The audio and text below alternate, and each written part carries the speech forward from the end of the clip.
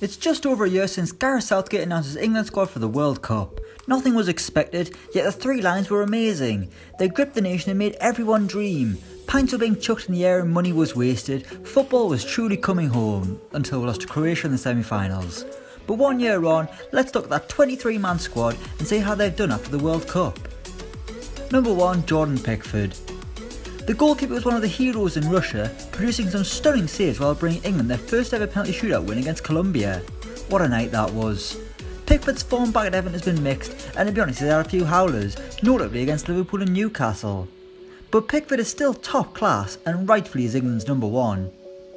Number 2, Kyle Walker. He was deployed as centre-back at the World Cup, which worked to a certain extent, but back at City he's been in a much more comfortable position of right-back, and he's looked a lot better. Walker is one of the best fullbacks in the Premier League, even if he does have to rely on his pace from time to time. But either way, he's played a role in delivering another Premier League title to City.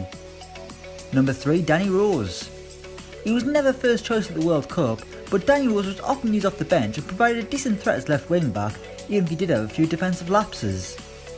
Rose has had a better season at Tottenham, working his way back into contention after a lot of injury bother, and his season could end with the Champions League winners medal. Number 4, Eric Dier. The World Cup wasn't great for Eric Dier, who often looked slow in possession, but he stepped up when he was needed in the penalty shootout. But back at Tottenham, things haven't been good for the midfielder come defender. Dier hasn't nailed down a place in Pochettino's starting 11, while appendicitis is also given a bit of grief, and Dier admits that he's still feeling the effects of his mid-season operation. Number 5, John Stones. The centre-back was key to Gareth Southgate's style at the World Cup, happy to bring the ball out of defence and pass it about, rather than just hoof it forward like we used to. And at Manchester City he's been just as good, forming a brilliant partnership with Aymeric Laporte, which was only really disrupted in the dying weeks when Vincent Kompany came in. Stones played a big role in the title win though, most notably his clearance off the line against Liverpool. Number 6, Harry Maguire.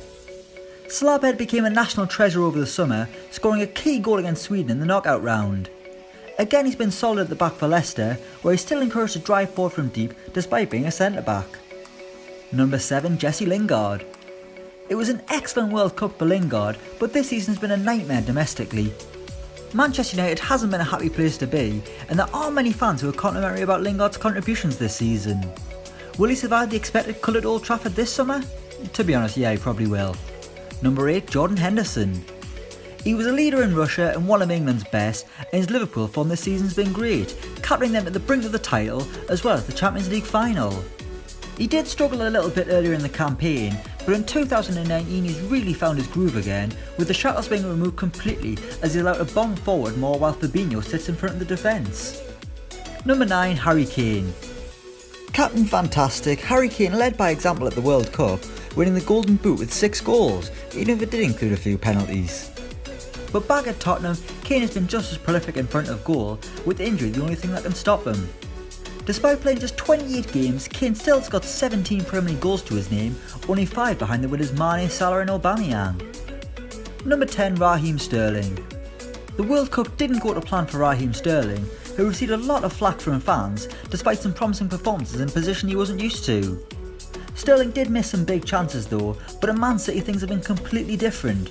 He's had the season of his life, scoring 17 goals and providing 10 assists. He went from just another player to Manchester City's Mr. Reliable. Number 11, Jamie Vardy. It's fair to say that Jamie Vardy just didn't get enough minutes at the World Cup and was kind of there just to make the numbers up. But back in Premier League action, Jamie Vardy's done what he does best, scoring goals, 18 of them in fact, which is another brilliant tally for the Leicester forward. Number 12, Kieran Trippier. The summer of 2018 was the time of Kieran Trippier's life. The Tottenham fullback was a man possessed, putting chances on a plate for his teammates while sending the nation into euphoria with his free kick in the semi-final against Croatia. Sadly, he came crashing back down to earth at Tottenham in what has been a really disappointing season for the former Burnley man.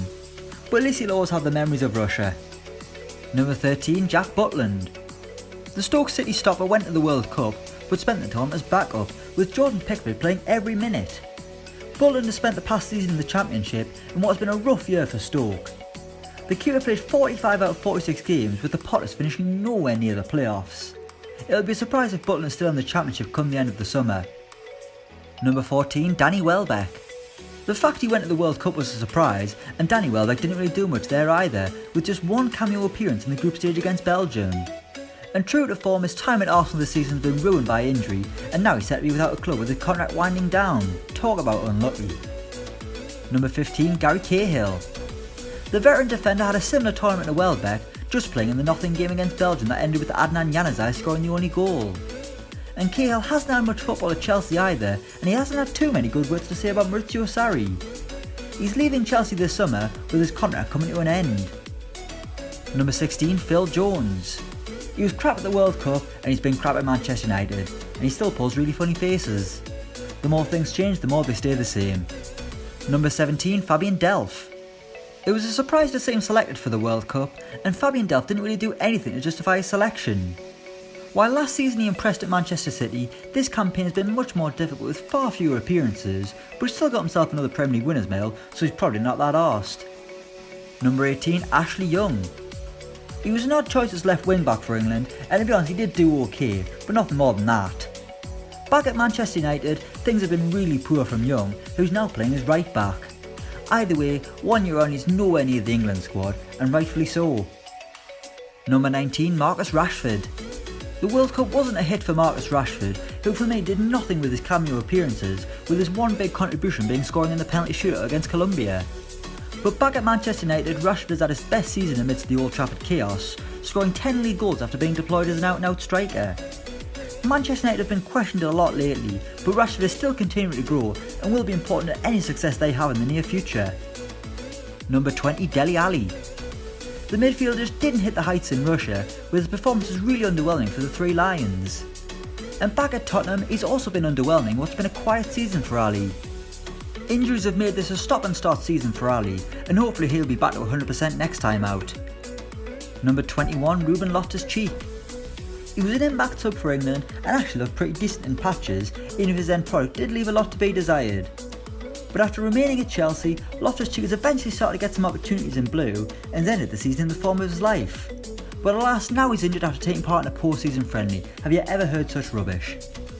Number 22, Trent Alexander-Arnold. The young right back is probably the biggest success story, having had no impact at the World Cup with just one appearance as the youngest player in the squad. Back at Liverpool, Alexander-Arnold has had a season to remember, almost winning the title and reaching the Champions League final with the Reds, providing assists galore down Jurgen Klopp's right flank. And finally, number 23, Nick Pope. He didn't play at the World Cup and he hasn't played this season either. That's your lot. So that's what's happened this season to every member of England's 2018 World Cup squad. Let us know what you think in the comments below. Thanks for watching and don't forget to like, share and subscribe.